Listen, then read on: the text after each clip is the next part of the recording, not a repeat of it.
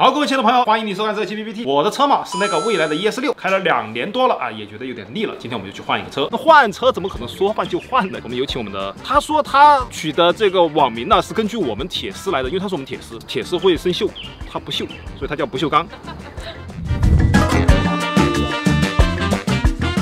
换一下。 今天就是来和花园，就我来用 ET7，然后他去用 ES6。你是已经开了多久了？90多天了吧？3个月里有没有什么？其实当时一直不喜欢一个大车，它有5米多长了嘛。因为你在重庆很多停车场非常不好停。提了这个车之后，觉得确实父母坐在后面，坐3个人非常的宽裕，绰绰有余，然后就觉得还是很值得的。网上有很多说它有很多 bug， 你遇到没？有啊，我才提车没多久，我直接屏幕就黑了。你就直接问他们那个管家，他就教我你按哪几个键可以重启屏幕。其他品牌都是售后工作人员来嘛，对吧？结果这个是可以操作，所有客户都需要知道的一个技能。哦，我买蔚来还有个原因，也有你的原因哦。我看 ES6录了个视频，他们上门取车给你开去做保养。哦，对，1年的时候，这个很打动我。刚提车的时候，就是直接我的那个刹车踏板，它上面有层胶掉了，飞起来了，然后他们就直接就是一个蔚来小哥就到我小区里面来换，就下单，他们也过来把车给我开去，服务是还是可以的。OK， 我们去看车，看那个帅气的 ET7， 走。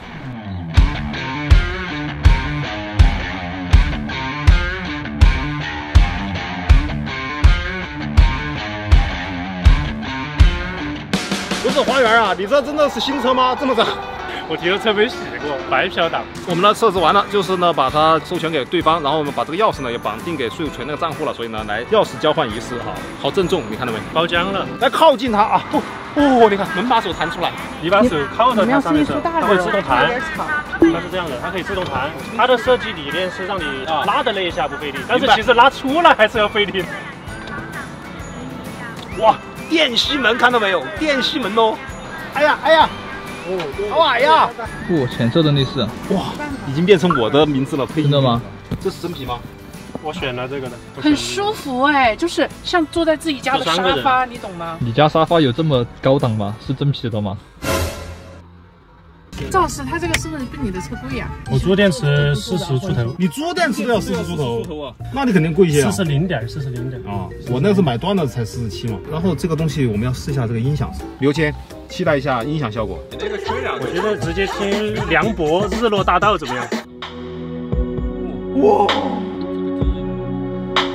总是梦见云从纸上飞过自我。就是我觉得就是一耳朵的好，实话实说，确实要好一些，确实要好。这个在进步嘛？它后面有个低音炮，对，就是低音出来的时候啊，脚有点共振。其实我那个车后备箱里面也有，听久了我有点受不了。哦，刚才你们在里面放音乐，我们在外面没听不到。确实这个车隔音做的挺好。它是双层玻璃吗？这个也有个挺有趣的事儿。当时我不是说我很喜欢那个奥迪那个 Allroad 嘛，它才出了之后，我就去跟他们销售聊，我说我想选双层夹胶，然后那个销售就很拽，他说那你就等吧，他就说。哎，来唱卡拉 OK， 我试一下你的音响，唱卡拉 OK。李后期的演唱会专场开始，闪光灯。不唱够10首歌不准下车。窗外的天气就像是多变的表情，离开你，我安静的抽离，忽然接下了剧情，我的泪留在心里，学会放弃。我觉得整体来说，就是在车上还是有一个做这个东西呢，就是说，还不是不要。它这是这种开法，它那个很细儿，这个。那我要是2边一起按呢？哎，我没试过哎，那不是取掉了？看比谁快，我们比谁快。我们比谁开一下，哎，来了，完了，坏了，没人，完了，搞坏了呀！不会，我操，这搞坏了！坏是不会坏的啊！我操，这搞坏了，脸都红了。哎，好了。操！我作为车主我还挺开心的，又发现了个蔚来的毛病。你为什么发现个毛病？跟你们在一起挺开心的，初步的体验就差不多了。然后这个咱们不锈钢花园的东西搬到我的车上去，我车上的东西搬到这边来。它有个很大的缺点，它那个后排座椅是不能放倒的，它也不能调角度。第一次开ET7怎么样？现在心情是怎么样的？就是非常的爽哈。看，你看，好晕啊！编剧在蓄势待发，你看，没有啊故意跟前面拉开距离，你看，我前面左转右转了，没有距离了。交易甩尾。我操！我操！有点吓人。哇，对，这个还有明显的那个，一下子脚麻了我，感觉到没3.8耶，哥，有点吓人是吧？颈椎走。确实有点吓人。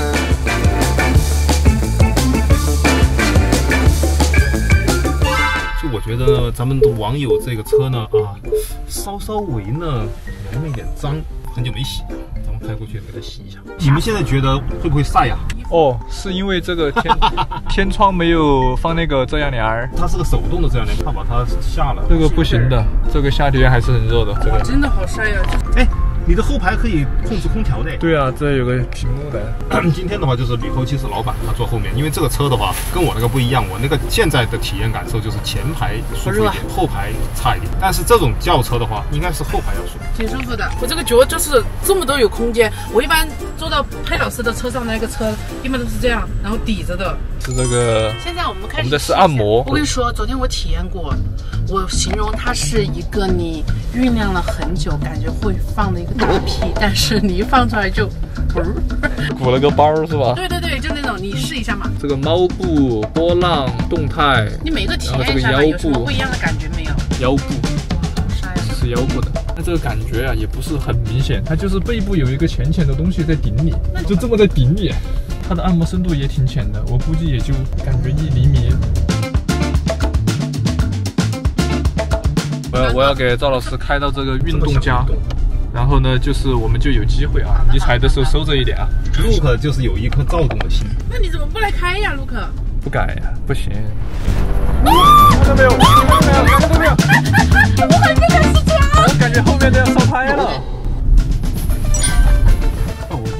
我心跳了一下，就是一下子你的血压还有肾上腺素一下子就飙起来了，然后脚就麻了。它这个面板就像那种它是模仿的那种树吗？这就是木头再生藤木。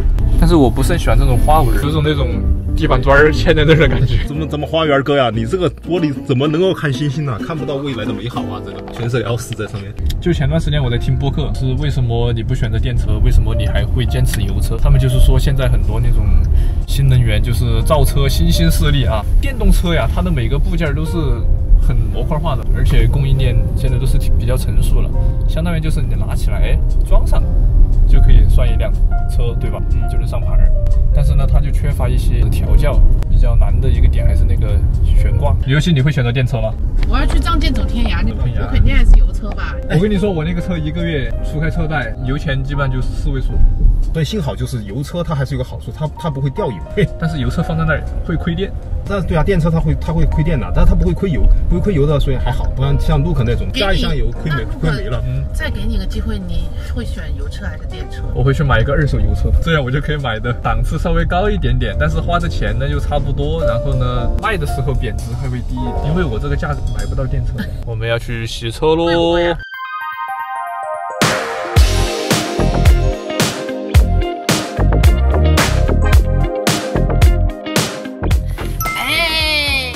才是新车嘛！这个扶手的质感跟我那个车都天差地别耶，多摸一摸。然后环过去的时候，这就有个黑印儿，你那有个黑印儿，周老师这两边有个黑印儿。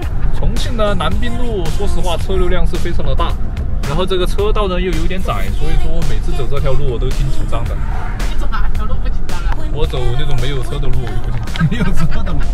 那儿飞机跟着我在飞，刚刚那感觉好奇妙啊！我在地上躺着，上面飞机就跟我同步，一直往前面飞。舒服吗？还可以啊，睡久了有点不舒服，都是一样的。妹子右边，没看到过妹子啊？还好吧？没看到过。这一段不能剪进去啊。看看的。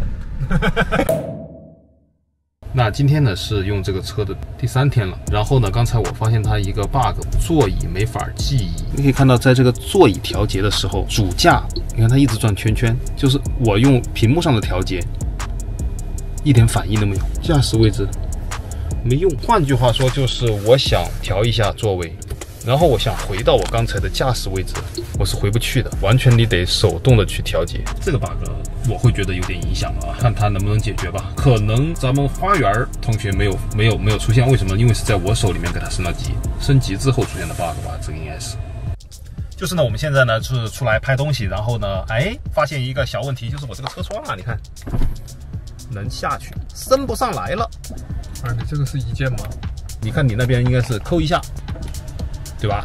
为什么？你长扣着它就会停放，就这么控制的，还有逻辑。于是呢，我们这个屏幕上呢就出现了这么一条左前车窗初始化丢失，请联系未来专员维保。它是不是那个设置呀？我那个高尔夫是这样的，拉到底再拉2秒。对，我记得一般的车它是那种有那种两段式的。我们的位置那个沿着好了吗？好像是没有步道的。然后我看到前面往九曲河那边，好怪啊！拉到底再拉2秒，都一样啊，状态健康。但是硬件肯定是没有问题，就是他刚才出软件 bug 了，丢了。OK， 解决。这种让人比较凌乱在风里的这种小 bug 呀，我觉得未来真的 focus 一下。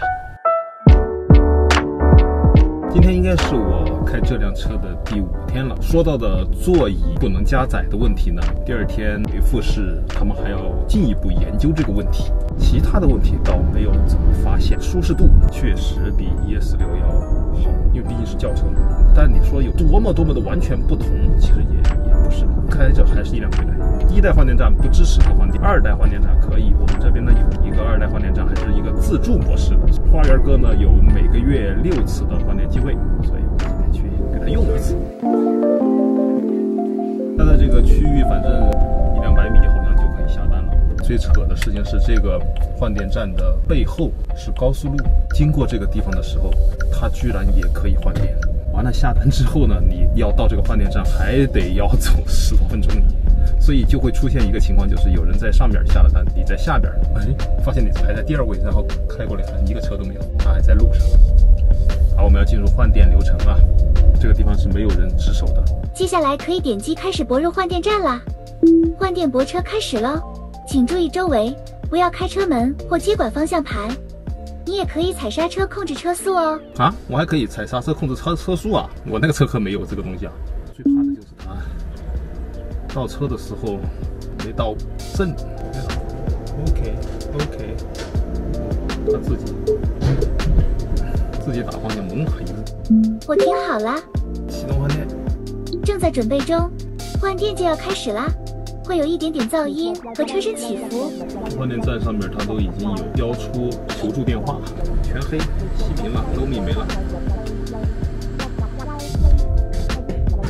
就还有可能出现的一个换电的状况，就是在这个地方拧螺丝拧不下来，无人值守的话，你也得寻求帮助，还得专员过来。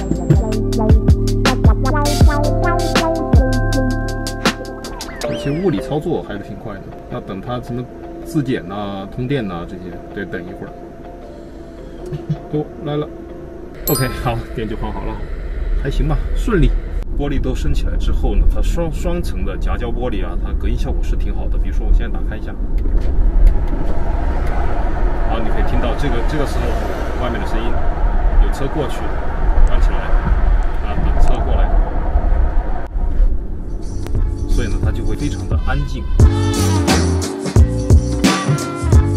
好，那上次说的这个座椅不能记忆的问题呢，前几天呢，2个小哥啊跑到车库，自己在车上一顿的操作哈，现在是 OK 了。这里它有一个驾驶位置出来了。上一次就是你点它的话，它是旋圈圈，我先点它，调到后面去，调到后面去，轻轻一点，没问题了。它的服务呢还是可以的，响应速度嘛，有可能是因为扬了嘛，风控嘛，扬了，稍微慢一点。我现在呢停到我自己的那个车位上了，想试一下20千瓦的加充桩充这个，第一次看行不行啊？因为没有和这个车配对，我不知道会是一个什么样的情况。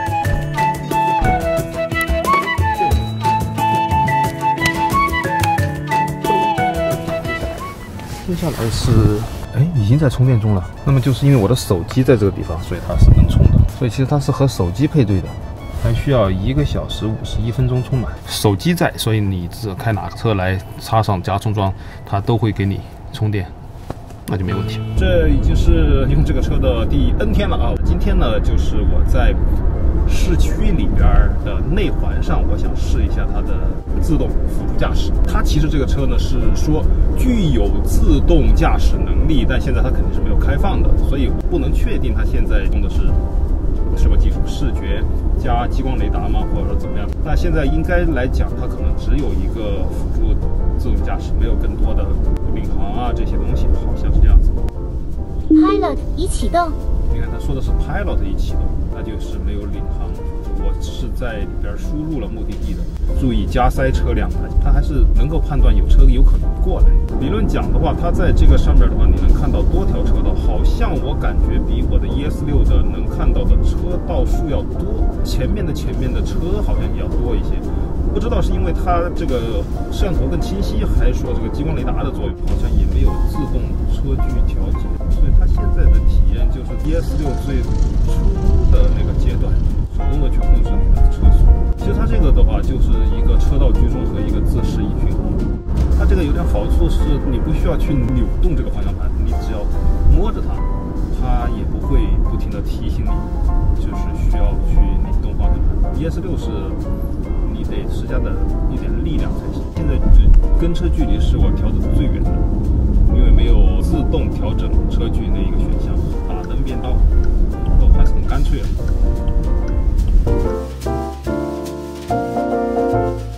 前面是一个急弯，看它能不能处理。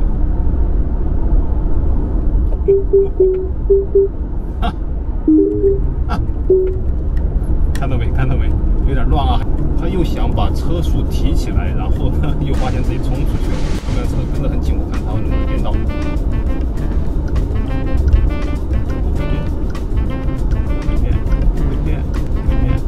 变，这车过去了。加速变道还行。右边这个车压线啊！他说注意加塞车辆，然后紧跟一脚油。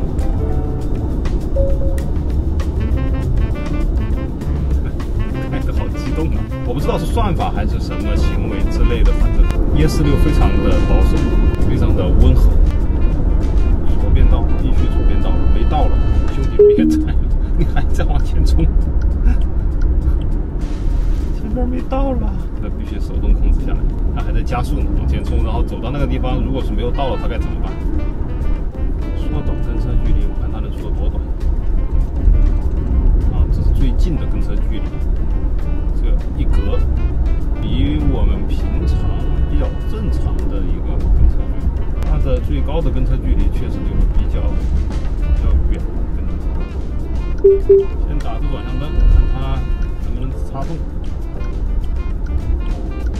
怕的一个车回来了，它怕了，它又回来了。但是现在它选择不变了。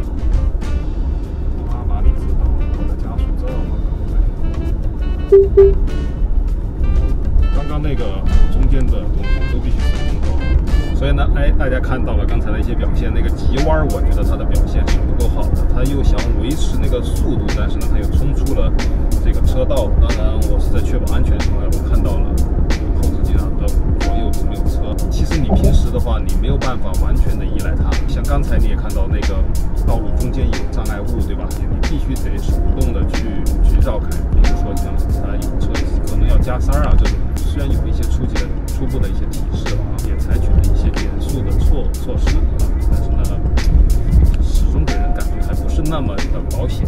要全自动驾驶这个路肯定会还很长，而你现在 AI 各方面的话，可能需要大量的数据实力去学习和进步啊，才可以达到一些人类的判断。比如下匝道这一段啊，内环的快速路呢，试验结果呢，我觉得和 ES6 比起来的话，其实是我觉得是差不多的，它会更激进一些，然后 ES6 呢就会更保守一些，温和一些。现目前这个阶段的，我是不放心的自动驾驶的啊，都得握住方向盘，然后呢要对自己的安全和车上成员的安全以及路上行人的安全负责。司机还是很重要的。经过这接近2个月的体验，因为风控和阳了，其实也就断断续续体验了1个月吧。我觉得蔚来 ET7 是挺舒服的一部车，它的后排乘坐真的要舒服些，空间大，而且它能够营造一种高级感。走进车，灯光亮起，门把手弹开，电吸门不用很重的去关门，开门用按的，雨刷条出水，真皮的质感，音响效果等等，它确实让你有舒适的第二起居室的感觉，让你愿意在车里待着。不过车里的娱乐设施相对比较少，屏幕也少，特别是后排没有什么娱乐。AR 眼镜就现阶段来看也不是很方便，扶手上呢，2排的扶手也应该有无线充电板什么的，希望能够改进。车内非常安静，但也会让你不由自主的去关注听得见的声音，比如底盘的声音。行驶中，底盘比 ES6 好很多，平稳干脆，但如果有大坑，你会觉得它向下弹的力道很大，声音也比较大。舒适度确实比 ES6 要。车会比较好控制和驾驶，方向盘很轻，抬头显示的内容也比较多，通过较窄路段，摄像头多就很有优势。当然，车的一些小毛病让你会有不爽，就像前面提到的那些问题。还有，不知道是不是冷了还是什么原因，这几天屏幕出现自己乱弹的情况，就像误触，多少有点拼人品的感觉。希望未来能多注重细节，加快软件的迭代，减少小问题。目前其实车还能升级，升级了哨兵模式，而且也有 NOP 加 Beta 版本可以申请测试了。不过呢，时间有限，我们就算了。所以能升级的车呢，还是蛮不错的。另外呢，这个后排座椅不能调整角度，还是比较遗憾的。这次的体验呢，就拉拉杂杂的这些东西了，希望你能喜欢。我现在去把车换回来了。哇，这个感觉我好不熟悉啊！我觉得这个车好亲切。好慢啊！其实，点一下半天，这个换回来才发现这个屏幕怎么这么小啊？没有换回来，没觉得。就像以前说的，降噪耳机啊，不是在你戴上的时候，是你取下的时候才发现它的优秀之处啊。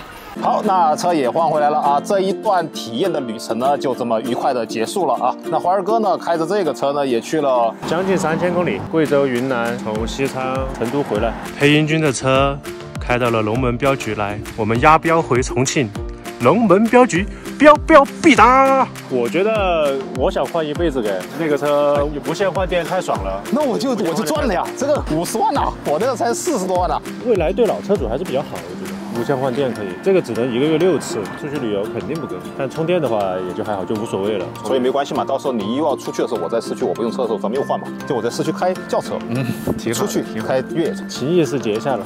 那么这期的节目呢也就差不多了，希望大家也都注意身体，然后呢多出去玩玩，多出去走走。如果你喜欢我们节目呢，不妨呢在下面呢可以有感谢，然后呢加入我们的频道会员，支持我们创作更多的优质内容。那如果你有什么留言或者说评论呢，也欢迎在评论区或者弹幕呢告诉我们会倾听的。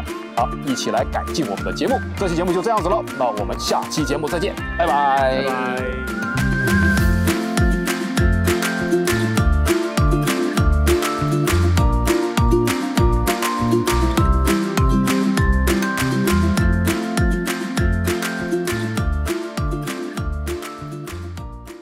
毛茸茸，暖暖的，左揣，右揣，里边还能揣。品牌拉链顺滑，一拉防风，防风却很拉风，跳脱于城市中，隐匿于山野间。是时候 stop working and enjoy your life。 Testway 羊羔绒外套。 Testway 帮你 try before you buy。 没看到过这一段不能剪进去啊！